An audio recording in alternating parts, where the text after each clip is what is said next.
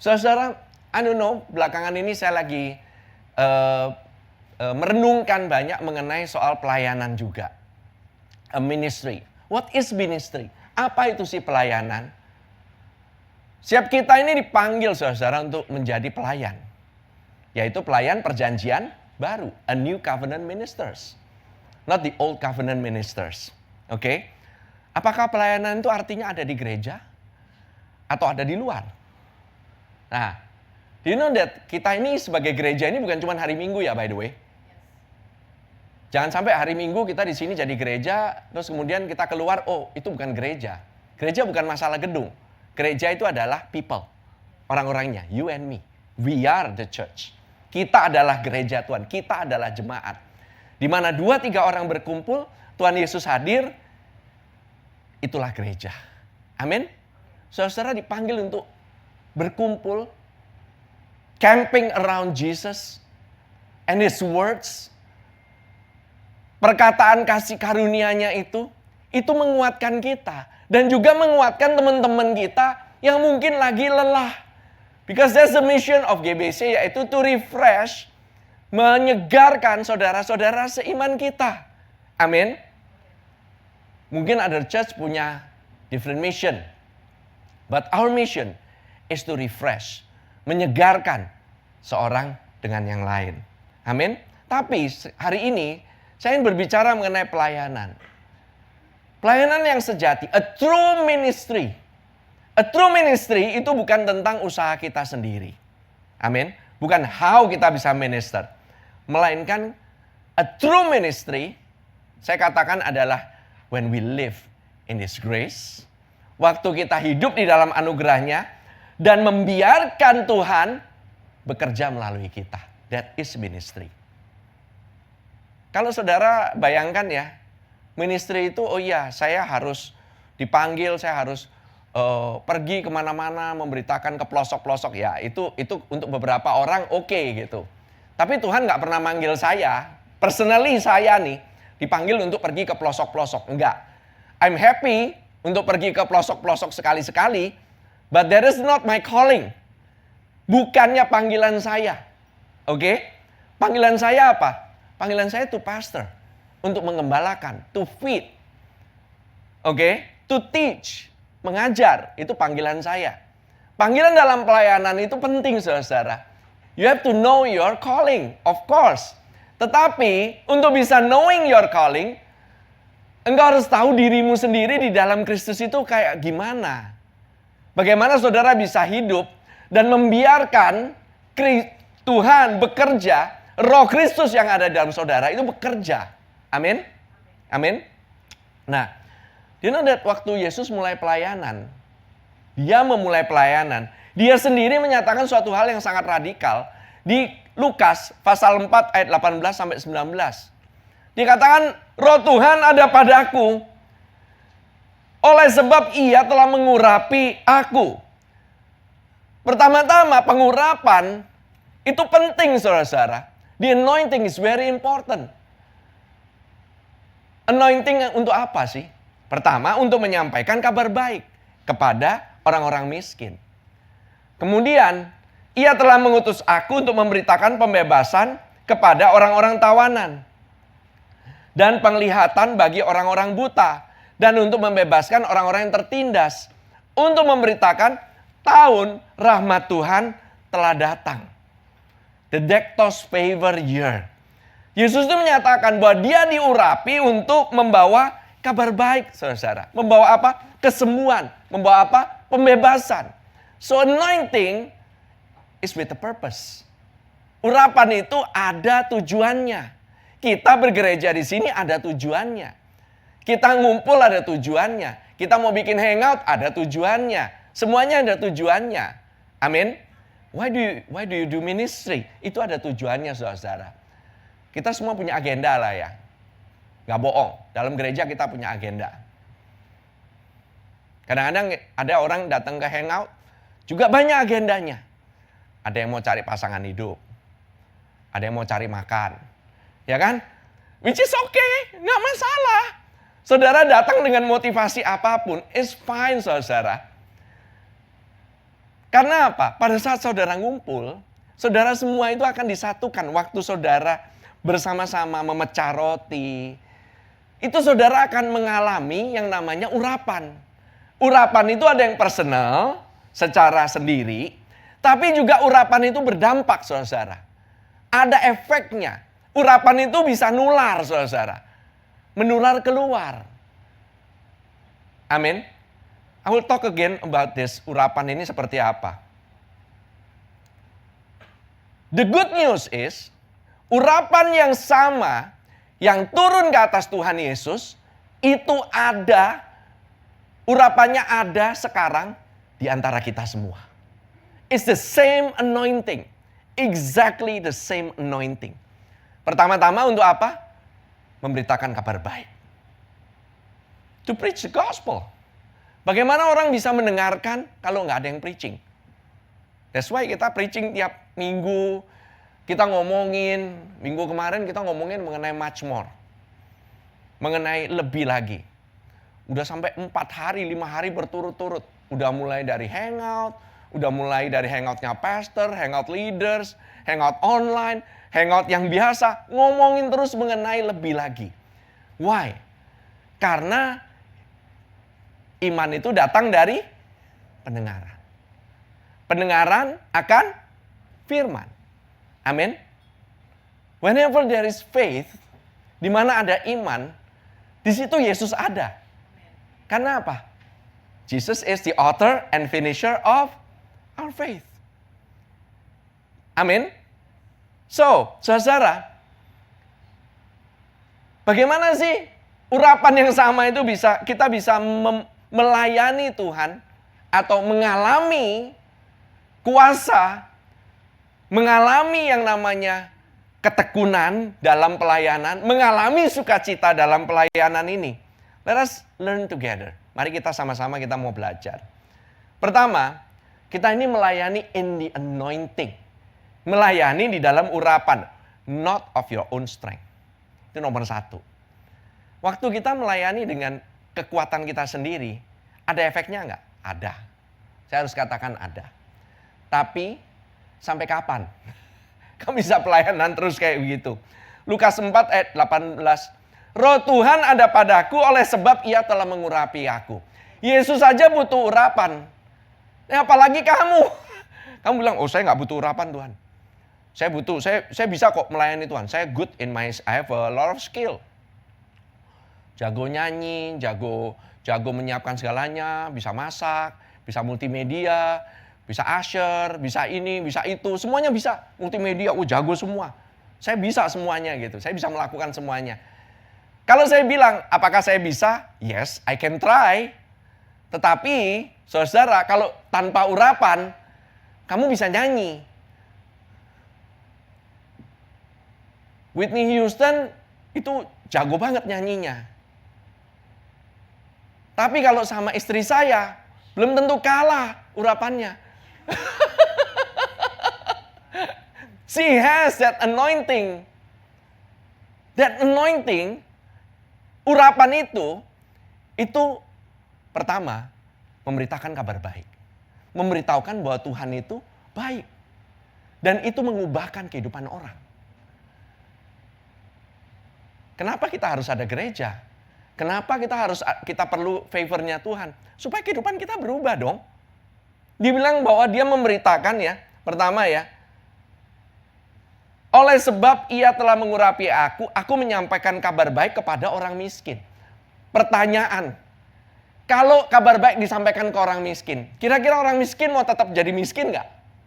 Enggak. Supaya kamu bisa jadi kaya. You can change. Urapan untuk menyampaikan kabar baik supaya kehidupanmu berubah. If there is no change, why even believe? Ngapain? Buang-buang waktu.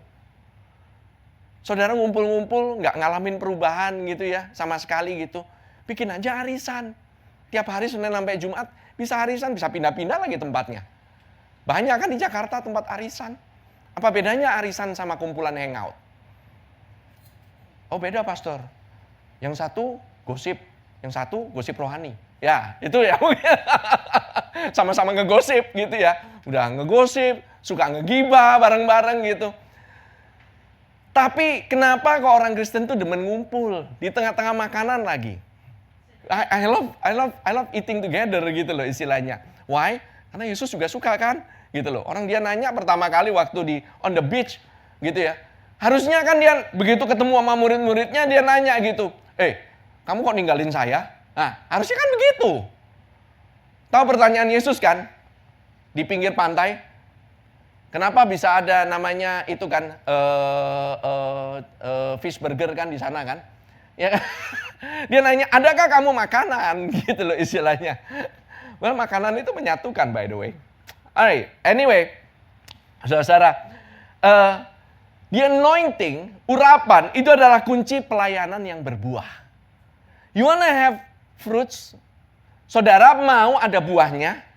You need his anointing. Tanpa urapan, nothing. Kamu bisa nyanyi, bisa bagus. Orang bisa sampai nangis. Tapi gak bawa perubahan apa-apa.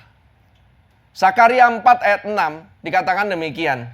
Bukan dengan keperkasaan dan bukan dengan kekuatan. Melainkan dengan rohku, firman Tuhan semesta alam. Saudara, kalau saudara ingat ya, Musa ya. Musa itu kan punya tongkat, ya kan? Remember? Prince of Egypt. Nah, dia punya tongkat itu tongkat biasa. Itu tongkat gembala. It's nothing. Itu tongkat untuk gebukin, kadang-kadang untuk ngapain gitu ya, kalau ada domba gitu ya, ada musuh gitu ya. Itu untuk tongkat itu basically untuk dia itu mengembalakan domba. Tapi di Keluaran 4 ayat 2 sampai 3, Tuhan berfirman kepadanya, apakah yang ada di tanganmu itu? Jawab Musa, tongkat. What is in your hand? Apa yang ada di tanganmu saat ini? Kadang-kadang kita bilang, Tuhan aku gak punya apa-apa Tuhan. I don't have anything. I only have my life, my job gitu ya. Ya aku cuma punya ini aja. Saya punya rumah, saya punya anak, saya punya istri. Tapi emang Tuhannya gak tahu gitu apa yang ada di tangannya Musa. Jadi Tuhan bertanya, itu bukan karena dia gak tahu.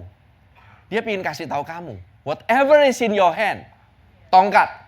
Firman Tuhan apa? Lemparkanlah itu ke tanah. Dan ketika dilemparkan ke tanah, maka tongkat itu menjadi ular. Sehingga Musa lari meninggalkannya. Musa itu awalnya merasa gak mampu. Dia itu bilang, I cannot do it. Dikasih tahu, suruh kasih tahu itu orang Israel. Ngomong ke Firaun, suruh lepasin gitu. Musa pertama kali bilang, I cannot. Saya nggak bisa. It's a good start. Musa itu panglima perang, dia itu ngatur, jenderal semuanya.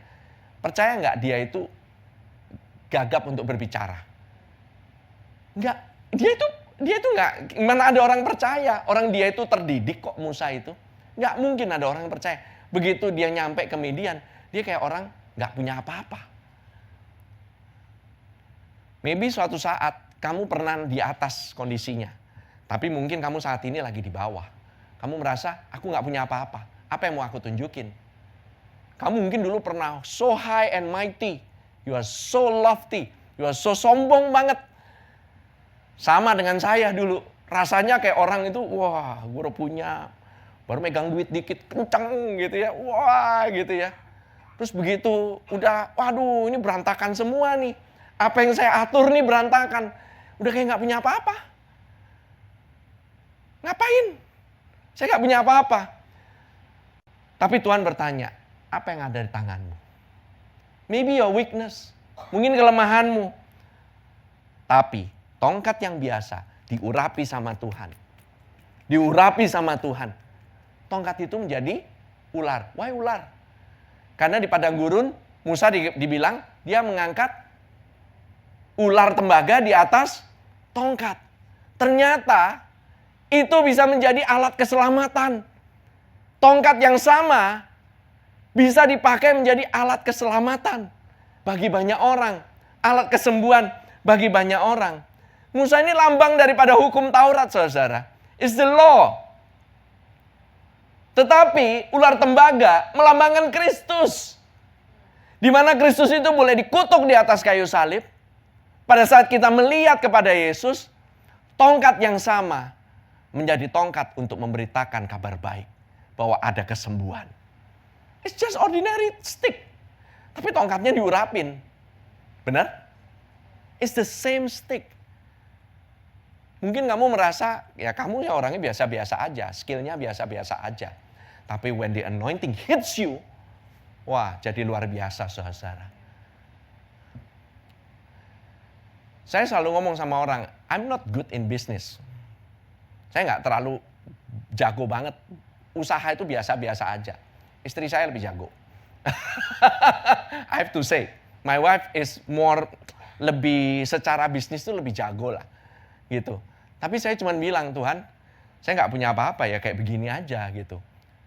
Kalau saya sekarang mulai ada beberapa hal yang Tuhan berikan dalam kehidupan saya. Perkembangan ini, perkembangan itu, ekspansi yang luar biasa yang Tuhan berikan dalam kehidupan saya, dalam usaha saya. Itu bukan karena saya. Bukan karena itu, saudara-saudara. It's not.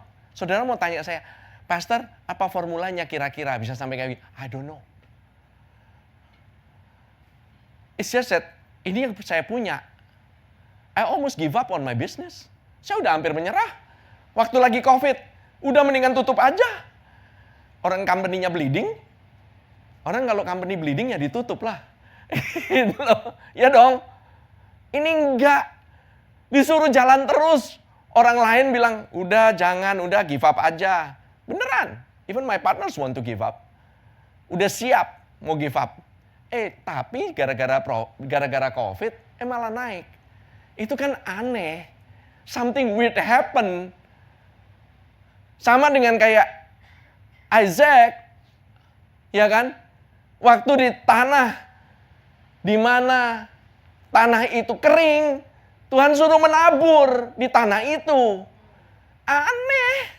Masa tanahnya kering, Tuhan suruh nabur benih. Itu aneh. Kamu lagi musim paceklik, lagi kemarau, disuruh nabur. Itu hal yang berlawanan. Tapi itu caranya Tuhan, bukan caranya dunia. It's not us. It's Him.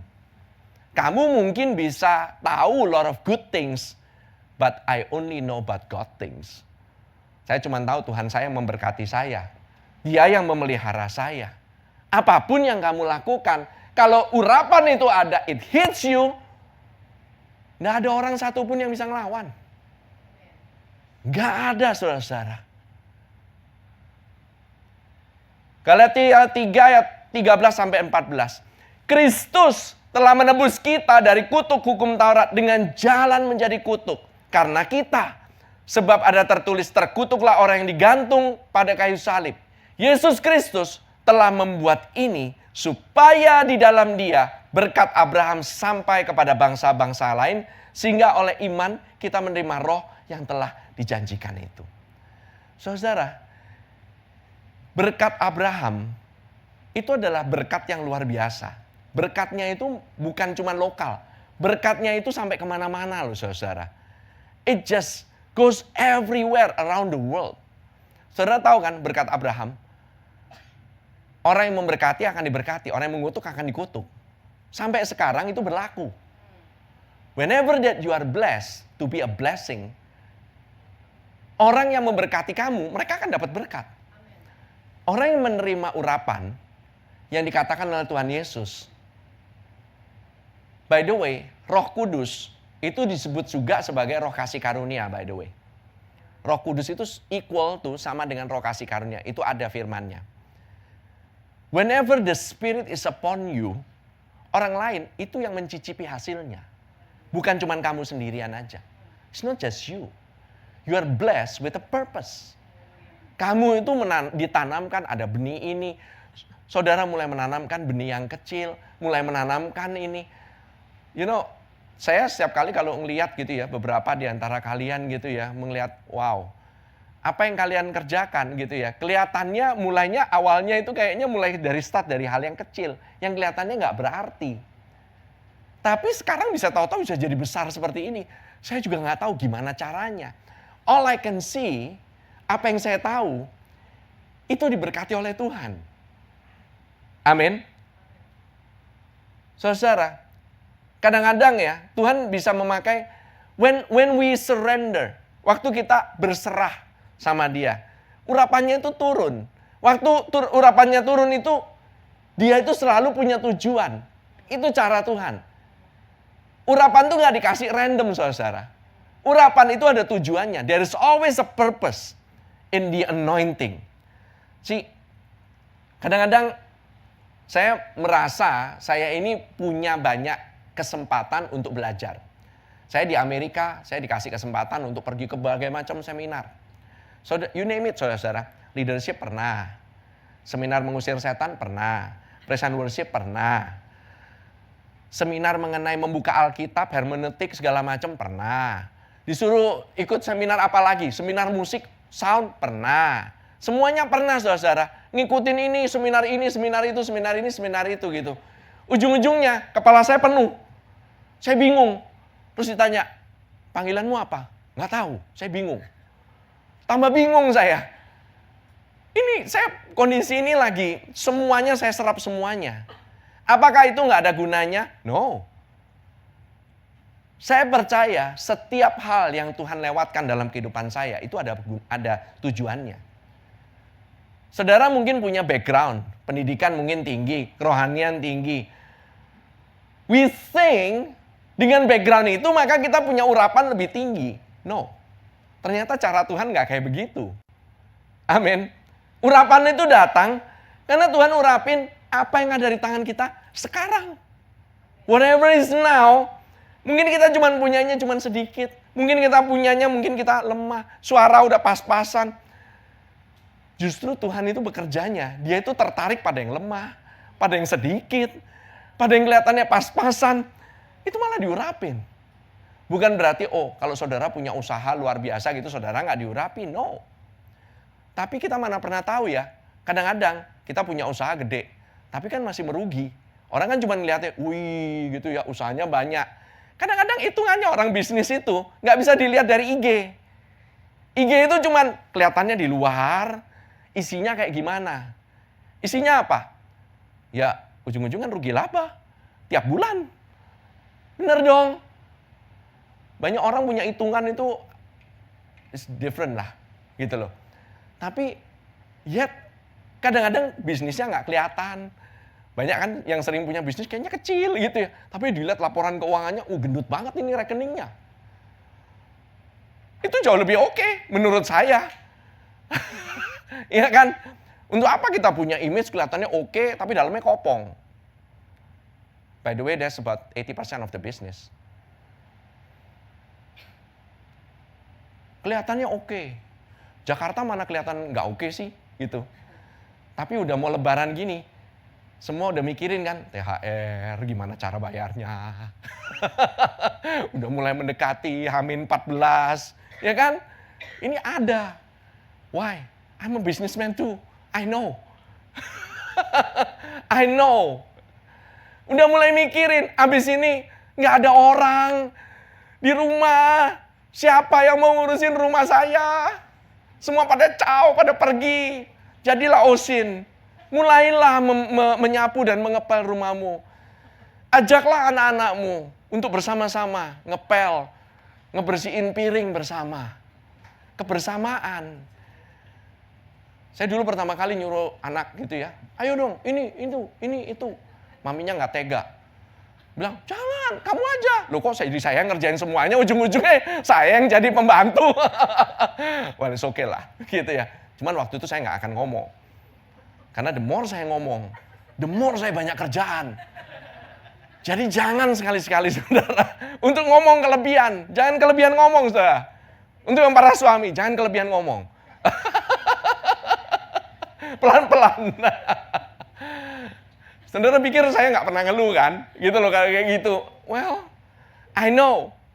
Tapi ada hal yang somehow berubah setelah lebaran kesekian gitu. Setelah lebaran kesekian gitu ya, saya ngeliat anak-anak saya udah mulai bantuin saya, udah mulai kayak gini. Wow, ternyata saya memberikan contoh ke mereka. Apa yang saya lakukan pada saat saya ngepel, pada saat saya obey, mulai taat. Tuhan urapi, saudara-saudara. Anak saya ngeliat. Mereka nggak peduli dengan apa yang saya ngomongin. Mereka peduli dengan apa yang saya lakukan. Sebagai parents, kalian pingin anak-anak kalian untuk memuji menyembah Tuhan. Start by doing one. Angkat tangan, puji sembah Tuhan. Maka kamu akan lihat anak-anakmu mulai muji menyembah Tuhan. Kamu kalau ngelihat anakmu nggak mau muji menyembah Tuhan, jangan diomelin terus gitu. Kamu sih kenapa sih tiap kali praise and worship gitu, kerjanya main HP terus. Jangan diomelin. Mulai start seeing the positive. You start praising and worshiping. Anak-anakmu akan ngelihat. That's I believe. Kamu mau anak-anakmu cinta firman? Start by feeding the word. Kamu dulu yang mulai. Tapi kan anak saya kan nggak ngerti. Jangan begitu. I tell you. Mereka itu imitate you. Mereka itu kopinya kamu. Sampai kalian udah dewasa pun, kalian akan tetap di-copy sama anak-anakmu. Percayalah. You start doing it. You start doing it. Parents, you start doing it. Dimulai dari bapaknya dulu. Setelah itu ibunya. Oke? Kadang-kadang pingin marah-marah gitu. Tahan, sebentar. Oke? It's very easy to react. Sangat gampang sekali untuk kita bereaksi. Apalagi kalau mbak udah pada pulang semua. Gampang banget gitu kesulut. Dikit, wah langsung gitu. Sabar, sabar. Penderitaannya akan berlalu dengan sebentar lagi.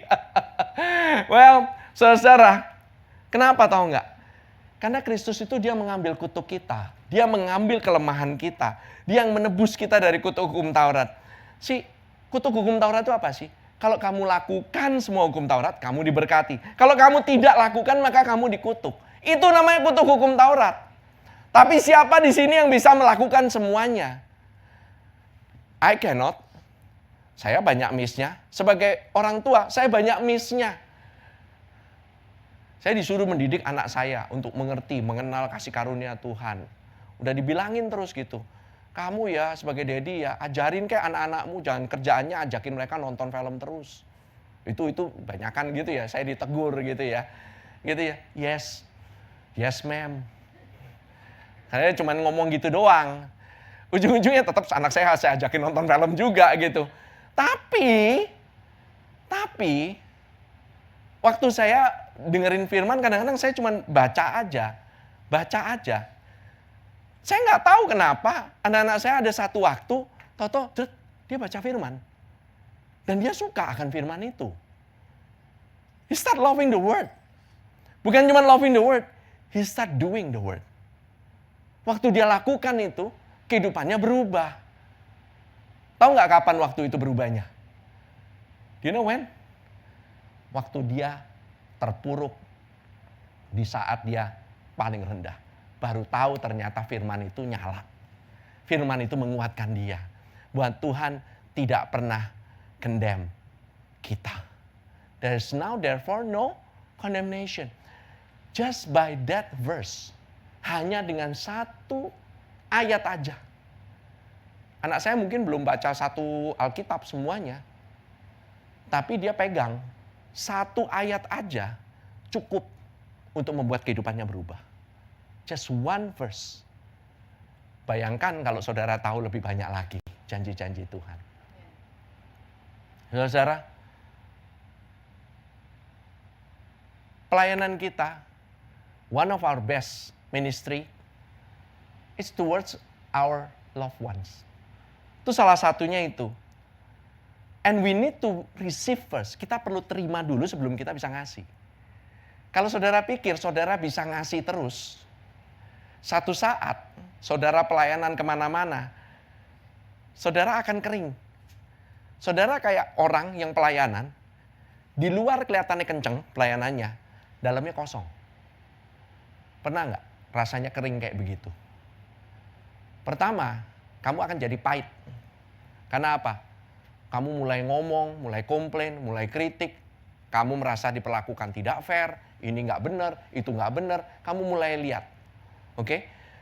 But once kamu terima, kamu mulai menerima, kamu dikenyangkan, that's different. Yesus itu perlu urapan.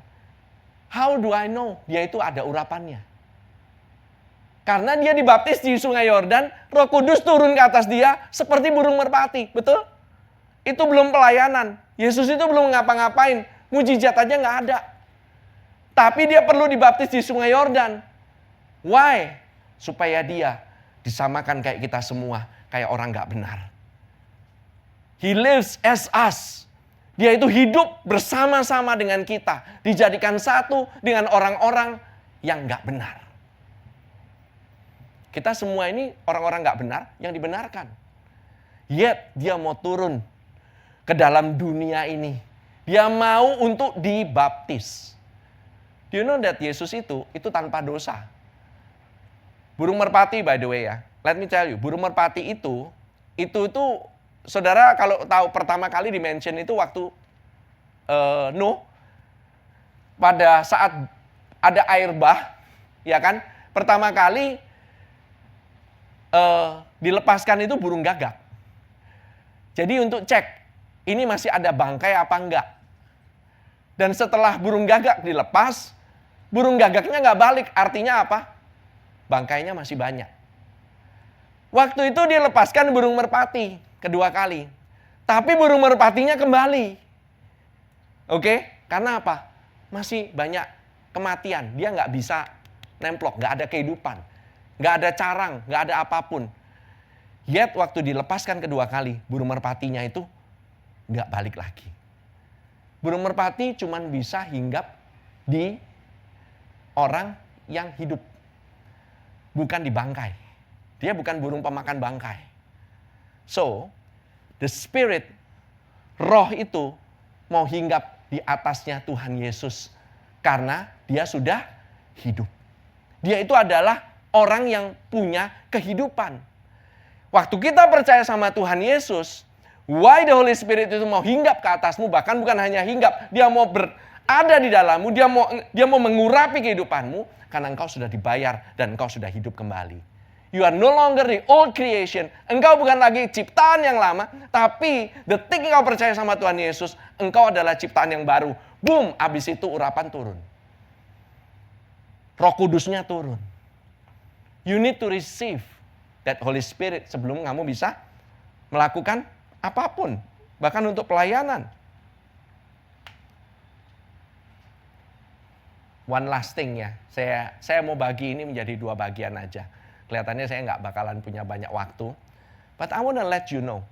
Maria dan Marta. Lukas pasal yang ke-10 ayat 38 sampai 42. Ketika Yesus dan murid-muridnya dalam perjalanan, tibalah ia di sebuah kampung. Seorang perempuan yang bernama Marta menerima dia di rumahnya. Perempuan itu mempunyai seorang saudara yang bernama Maria. Maria ini duduk dekat kaki Tuhan dan terus mendengarkan perkataannya. Sedang Marta sibuk sekali melayani. Lihat ya, dia sibuk sekali melayani. Terus ia mendekati Yesus dan berkata, Tuhan, tidakkah engkau peduli bahwa saudaraku membiarkan aku melayani seorang diri? Suruhlah dia membantu aku. Ini pelayanan loh, lagi pelayanan. Lagi pelayanan, nembak 2 orang sekaligus. Pertama, dia tembak Tuhan Yesus. Kedua, dia tembak saudaranya sendiri. So, dia pelayanan dengan apa? Dengan hati yang gak ada isinya, gak terima apa-apa. Dia cuma pelayanan aja, karena apa? Keharusan dong. Kita harus melayani dong. Sebagai orang Kristen masa gak pelayanan? Tapi dia gak terima apa-apa. Ya Tuhan bilang apa? Tetapi Tuhan menjawabnya, Marta, Marta, engkau khawatir dan menyusahkan diri dengan banyak perkara. Tuhan Yesus negur nggak soal pelayanannya? Enggak. Dia nggak pernah negur soal pelayanan. Pelayanan oke nggak? Oke banget. Kamu mau pelayanan, kamu suka untuk melayani, terserah. Nggak apa-apa. Tapi kalau kamu khawatir dan menyusahkan diri dengan banyak perkara, Yesus sangat care dengan hati kamu lebih daripada pelayananmu. Jesus care more about the anointing. Dia itu sangat-sangat mementingkan yang namanya urapan lebih daripada sekedar pekerjaannya. Kamu boleh kelihatannya oke, kamu boleh kelihatannya kemana-mana. Saya dulu waktu pelayanan itu nggak kenal waktu. Mau sampai jam 12, jam 2. Saya pelayanan anak-anak muda. Saya tinggal sama mereka, by the way mereka tinggal di rumah saya. 24 hours mereka ngeliatin saya, kehidupan saya. And I have to serve them. Karena memang nggak ada duit. Namanya anak pelayanan anak-anak muda zaman dulu gitu ya. Sekarang saya nggak tahu ya. Gitu ya. Cuman banyak kan nggak ada duit. Mau makan nggak ada. Masakin mereka. Serve mereka. Kan habis ini anak-anak mudanya bukan cuma 1-2 orang. Kadang-kadang satu rumah itu bisa full. Saya dulu punya kamar tidur agak gede. Sekali tidur 10 orang. Kayak gitu. Bareng-bareng gitu. It's like, wow, udah mirip kayak Tuhan Yesus ya. Hidupnya bareng gitu. I love it. Tapi ada saatnya. Saya bilang, I need my privacy itu. Capek lagi. Sosial energi saya sudah 0. Saya udah nggak bisa lagi. Kalau saudara lihat saya sekarang, bisa bergaul paling nggak itu komunikasi oke, gitu ya. Nggak terlalu takutan lah gitu lah untuk bersosialisasi gitu ya, you know. This is not me. 20 years ago, I'm not like this. Saudara bisa tanya sama istri saya. Saya disuruh kumpul, saya kabur. Kok bisa pastor ya, jadi orang antisosial? Ya itulah saya. But Tuhan mengubah saya. It's the anointing. It's not because I'm good atau saya bilang Tuhan, saya ini antisosial banget. Saya nggak mau ketemu orang. Bagi saya ketemu orang beban. Saya mesti nemenin mereka, melayanin mereka, konseling mereka. Ada tuh suara, kamu gimana sih jadi orang Kristen nggak ada kasih? Pelayanan aja sama teman saudara seiman aja nggak mau, nggak care banget gitu. Kadang itu bukan lewat Roh Kudus, kadang bukan lewat dalam saya, kadang bukan lewat pemikiran saya, kadang orang lain pun ngatain saya demikian, sampai saya terkondem-kondem gitu loh istilahnya, ya kan? Tapi Tuhan kasih tahu, nggak apa-apa. How much you have, kamu punya seberapapun yang ada di tanganmu, please receive that anointing first. Terima itu yang namanya itu urapan itu terlebih dahulu. And I will multiply. Jesus is all about provision. Dia itu mengenai pemenuhan kebutuhan. Setiap kali ada kekurangan, setiap kali ada lack, disitulah favornya itu mengalir. Disitulah kelebihannya itu mengalir. Disitulah kita yang gak punya apa-apa, dikasih apa-apa. Saya sampai bingung sendiri gitu. Beberapa anak-anak mudanya sampai sekarang masih ada. Mereka masih ingat apa yang saya bagikan. Saya sampai heran, udah 20 tahun. They still remember what I share. Saya sampai bilang, saya aja udah lupa. Bro, saya udah lupa sis. I forget what I share. But it's a seed. Itu adalah benih yang Tuhan kasih urapan. Kalau saudara pernah ketemu sama teman, saudara pernah ketemu sama siapapun yang saudara kasihi dan saudara taruh itu benih. Remember, benih itu bukan benih biasa-biasa. Asal saudara beritakan kabar baik, benih itu adalah benih iman yang akan bertumbuh, berbuah, berkali-kali lipat. Amin. Saya ingin undang the worship team untuk maju. Teman-teman, let us receive first. Mari kita menerima. We live in the year of Dektos, tahun rahmat Tuhan. We are no longer under condemnation. Kita tidak lagi di bawah hukuman. Lukas 4 ayat 19 katakan dengan jelas, untuk memberitahukan tahun rahmat Tuhan. Kalau teman-teman kita belum pelayanan, belum melayani, belum melakukan apa-apa, jangan dikondem, jangan dihakimi. Keep sowing the seed. Terus taburkan benih itu. And pray. Tuhan kasih urapan sama benih ini. Tuhan kasih urapan sama kabar yang aku beritahukan ini. One day, it will multiply menjadi buah. Roma 8 ayat yang pertama, demikianlah sekarang tidak ada penghukuman bagi mereka yang ada di dalam Kristus Yesus. Saudara-saudara, perempuan yang berzina waktu itu, dia itu juga nggak tahu dia itu kedapatan berzina. Dia itu nggak punya apa-apa. Apa yang bisa dia harapkan dalam kehidupan seseorang yang berzina? Orang yang berzina cuma satu, mereka cuma ngarepin dihukum. Kedapatan berzina. Tapi apa yang Tuhan Yesus berikan? No condemnation. Gak ada lagi yang namanya penghukuman. Padahal dia belum mati loh di atas kayu salib. Dia kasih yang namanya I no longer condemn you. I also tidak mengkondem kamu. Baru dia bisa pergi, jangan berbuat dosa lagi. Sometimes saudara merasa I need to get free dari apa yang membuat saya ini, mengikat saya ini, membuat saya nggak bisa efektif, membuat saya ini nggak bisa pelayanan. Mungkin saudara pelayanan dengan rasa tertuduh. Karena apa? Saudara melayani untuk bayar perbuatan yang nggak benar. Saudara pingin melayani bukan untuk Tuhan.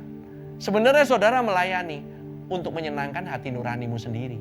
Rasanya enak kalau pelayanan. Rasanya lebih benar di hadapan Tuhan. Jangan mengandalkan rasa benar itu. Karena engkau sebenarnya hati nuranimu sudah disucikan oleh darah Yesus. Jangan berusaha menyucikan dengan perbuatanmu. Itu yang disebut sebagai perbuatan yang sia-sia. That works. Itu minggu lalu baru diberitakan oleh Pastor Paul. Tapi yang kita harapkan adalah kita mau melayani dengan hati yang clear. Conscience kita, hati nurani kita clear. Bukan berusaha untuk memperbaiki sesuatu. Kita pelayanan karena Tuhan sudah melayani kita terlebih dahulu. Dia berikan pelayanan itu dalam diri kita. Oke? Kalau kamu mau ngumpul bareng sama community, mau pelayanan lah, by the way kita masih membuka untuk choir, untuk worship team, multimedia, banyak sekali. Saudara bisa bantuin sekolah minggu, apalagi kita juga ada sekarang ini ada yang mendoakan. Tiap hari Kamis kita ada healing night. Disitulah kesempatan kita bisa memberkati orang lain. We can pray for one another. Saudara tahu nggak? Saudara doain orang lain aja itu pelayanan? Oh enggak, pelayanan itu harus di depan. Harus kelihatannya kayak gimana. No. You go out there. Saudara pergi, keluar. Saudara lakukan pekerjaanmu dengan baik. Saudara bisa menjadi saksi bagi orang lain. Karena apa? Saudara lakukan dengan baik. Tuhan berkati. You minister to that people. Amin. Orang dunia kadang-kadang gak bisa ngelihat gitu. Apa ya, ada Kristus di dalam ya, kayak gimana ya. Gak bisa lihat lah. Yang mereka lihat apa? Hasil pekerjaanmu. Hasil pekerjaanmu oke. Orang percaya sama kamu. Mereka melihat, how come ya? Saya kayak begini aja udah stres. Zaman sekarang stres, kok kamu gak stres-stres? By the way ini sering orang ngomong sama saya gitu ya. Ini apaan sih ini gitu. Teman saya, partner saya bilang, iya kongsian sama pendeta mah gak pernah kalah. Ya saya aminkan aja lah ya. Istilahnya. Terserah lah gitu. Whatever it is. Saya cuma bilang, itu bukan karena pekerjaan saya. It's not. It's the gift of righteousness. It's the anointing of grace. Roh kasih karunia itu ada. Membawa favor ke semua orang. Saudara mungkin bingung gitu ya. Kenapa kok saya biasa-biasa aja, orang lain suka banget. That's the anointing saudara. Kamu mungkin gak berasa apa-apa. But God bless the word. Amin.